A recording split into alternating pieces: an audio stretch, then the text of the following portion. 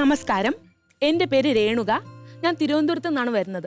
എനിക്ക് ഒരു ചിരിയിൽ പങ്കെടുക്കണമെന്ന് പറഞ്ഞപ്പോൾ എൻ്റെ കെട്ടിയും ഫ്രീ ആയിട്ടൊരു ഉപദേശം തന്നു കേട്ടോ. നീ അവിടെ പോയി ഒന്നും ചെയ്യണ്ട, വെറുതെ അങ്ങ് നിന്നാൽ മതി, അവരെല്ലാവരും ചിരിച്ചോളും. പുള്ളിക്കാരൻ്റെ ആകാരവടിവിനെ സൗന്ദര്യത്തെയും പറ്റിയാണ് പറഞ്ഞതെന്ന് എനിക്ക് മനസ്സിലായി. പക്ഷെ ഞാൻ ഇവിടെ വരാൻ കാരണം എന്തെന്ന് വെച്ചാൽ എല്ലാവരും അവരുടെ അപ്പൂപ്പനെയും അമ്മൂമ്മനെയും ഒക്കെ കുറിച്ച് പറയുന്നുണ്ട്. എൻ്റെ വീട്ടിലുണ്ട് ഒരു അടാർ അമ്മച്ചി, ഏകദേശം 80 വയസ്സ് അടുപ്പിച്ചുണ്ട് അമ്മൂമ്മയ്ക്ക്. ഒരു 2 മാസം മുന്നേ അമ്മൂമ്മയ്ക്ക് ഒരു വല്ലായ്മ വന്നു കേട്ടോ. ഞങ്ങൾ ആംബുലൻസ് വരുത്തിച്ച് അമ്മൂമ്മ വണ്ടിയിലോട്ട് കയറ്റാൻ നോക്കുന്നു. ഈ സർവേ കല്ലിൽ പട്ടി മുള്ളാ നിൽക്കുന്ന മാതിരി വണ്ടിയുടെ ബമ്പറിലും ചവിട്ടി പിടിച്ചോണ്ട് ഒരൊറ്റ നിപ്പാണ്. ഞാനെങ്ങും കയറൂല, ഇത് ആളെക്കൊല്ലി വണ്ടിയാണേ, എന്നാ കൊല്ലാൻ കൊണ്ടുപോണേ നാട്ടുകാരെന്ന് പറഞ്ഞ് നമ്മളെ സാബുണ്ണന്റെ ഭാഷയെ പറഞ്ഞാൽ അങ്ങോട്ട് അറഞ്ചാൻ പുറഞ്ചാൻ ചിരിക്കാൻ തുടങ്ങി. ചിരിക്കാനല്ല, കരയാൻ തുടങ്ങി. ഒരുവിധം ഹസ്ബൻഡും നാട്ടുകാരും എല്ലാം കൂടി തൂക്കിയെടുത്ത് അമ്മയെ ഹോസ്പിറ്റലിൽ കൊണ്ടെത്തിച്ച്. അവിടെ ചെന്നപ്പോൾ കാണാം അതിനെക്കാട്ടിയും തലവേദന. പുള്ളിക്കാരിക്ക് ഓക്സിജൻ ലെവൽ കുറവായിരുന്നു. അങ്ങനെ ഓക്സിജൻ മാസ്കും കൊടുത്തിട്ടപ്പോൾ എനിക്കൊന്ന് മുറുക്കി തുപ്പാൻ പോലും ഇവിടെ ആരും സമ്മതിക്കണില്ലേ എന്ന് പറഞ്ഞ് ഇതിനെല്ലാം വലിച്ചു പറിച്ച് കളഞ്ഞിട്ട് അടുത്ത് നിന്ന് ഒരു നഴ്സിൻ്റെ ഫോണും അടിച്ചു മാറ്റി വിളിക്കുകയാണ്. മക്കളെ, ഞാൻ എൻ്റെ ബി നിലവറയ്ക്കകത്ത് സൂക്ഷിച്ചിരുന്ന എൻ്റെ ഫോണും ബേഴ്സും ആരും അടിച്ചുകൊണ്ട് പോയിടിയിരുന്നു. ഇപ്പം തലവേദന എനിക്കായി. അമ്മച്ചിക്ക് ഒരു ന്യൂ മോഡൽ ആപ്പിളിൻ്റെ സെറ്റ് തന്നെ വേണം. തീർന്നിട്ടില്ല. അമ്മമ്മയുടെ അടുത്തിരുന്ന സഹരോഗികൾ പറഞ്ഞു പോലും, അമ്മച്ചിക്ക് പല്ല് ഒരുപാട് ഉന്തി വരണുണ്ട് കേട്ടോ, അതുകൊണ്ട് പല്ലിൽ കമ്പിയിടാൻ മക്കളെടുത്ത് പറയണമെന്ന്.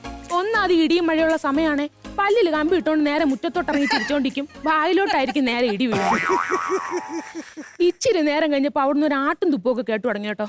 അപ്പോഴേ എനിക്ക് മനസ്സിലായി ഫോണിൻ്റെ യഥാർത്ഥ ഉടമസ്ഥൻ വന്നെന്ന്. പിന്നെ എൻ്റെ അമ്മ എന്നെ വിളിച്ചിട്ടില്ല. അവിടുന്ന് ഡോക്ടർ വിളിച്ചിട്ട് എൻ്റെ അടുത്ത് പറയാണ്, നിങ്ങളുടെ അമ്മമ്മ പോയെന്ന്. ഞാൻ ചോദിച്ചു, എപ്പോഴായിരുന്നു ഡോക്ടറെ? ഇവിടുന്ന് 2 ചോറും കഴിച്ചിട്ട് ഇവിടുത്തെ ഫുഡൊന്നും കൊള്ളൂല എന്ന് പറഞ്ഞ് പുറത്തു നിന്ന് അറ്റൻഡർ മുഖത്ത് കുറെ ചുണ്ണാമ്പും വരത്തേച്ചിട്ട് ഞാൻ പോയി ഫ്രൂട്ട്സ് വാങ്ങിയിട്ട് വരാമെന്ന് പറഞ്ഞ് പോയ പോക്കാണ്. നിങ്ങൾ അമ്മമ്മ ഇനി ഇങ്ങോട്ട് വരണ്ട, അത് പറയാനാണ് വിളിച്ചത്. ഞാൻ അമ്മമ്മയെ തപ്പി ഇറങ്ങി. ഒരുവിധം അമ്മമ്മ വീട്ടിലോട്ട് എത്തിച്ച്. അവിടെ ചെന്നപ്പോൾ കാണാം അതിനെക്കാട്ടിയും തലവേദന. ആദ്യം അമ്മമ്മയുടെ മോനെ വിളിക്കും. തള്ളെന്ന് വച്ച ഒരു രക്ഷയില്ലാത്ത തള്ളാണ്. മക്കളെ, അമ്മ ഒന്നും കഴിച്ചില്ലടാ, അമ്മേരെ കാല് മൊത്തവും നീരിറങ്ങി തൂങ്ങി കിടക്കണടാന്ന് പറഞ്ഞ് അങ്ങോട്ട് തുടങ്ങും.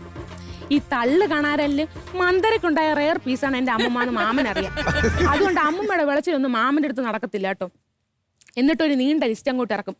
മക്കളെ, എനിക്ക് ഫ്രേ വേണം, മണക്കണ സോപ്പ് വേണം, കുരുവില്ലാത്ത ഈത്തപ്പഴം വേണം, വെളുക്കാനുള്ള ക്രീം വേണമെന്നൊക്കെ പറയും. പിന്നെ വെളുക്കണ ക്രീമിൻ്റെ കാര്യം എന്തെന്ന് വെച്ചാൽ മാമൻ്റെ ഭാര്യയുടെ അനിയത്തിക്ക് കൊടുക്കാനായിട്ട് ഒരു സൺസ്ക്രീം അമ്മച്ചി ഏൽപ്പിച്ച്.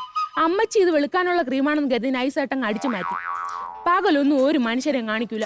രാത്രിയാകുമ്പോൾ ഇതെടുത്ത് കാല് തൊട്ട് തലവരെ തേച്ചിട്ട് എൻ്റെ അടുത്തൊന്ന് ചോദിക്കും, മക്കളെ എല്ലായിടും ആയാ? ഞാൻ പറഞ്ഞു, എല്ലായിടും ആവയൊക്കെ ചെയ്ത്, പക്ഷെ നിങ്ങൾ കണ്ണാടി നോക്കരുത് അമ്മമ്മ, എത്തി നോക്കരുത്, ഉളിഞ്ഞു പോലും നോക്കരുത്, ഇങ്ങനെ പോലും നോക്കിക്കരുത്, കാരണം ആ സ്പോട്ടിൽ കുഴഞ്ഞു വീണ് മരിക്കും, ഉറപ്പാണ്. എന്തൊക്കെ പറഞ്ഞാലും ഞാൻ പറയട്ടെ, ഈ ഉപയോഗിച്ച മീൻചട്ടിയുടെ പുറങ്ങണക്കിരുന്ന എൻ്റെ അമ്മമ്മയുടെ ശരീരമാണ്. അവിടെ ലേശം വെളുത്തു തുടങ്ങിയിട്ടുണ്ട്.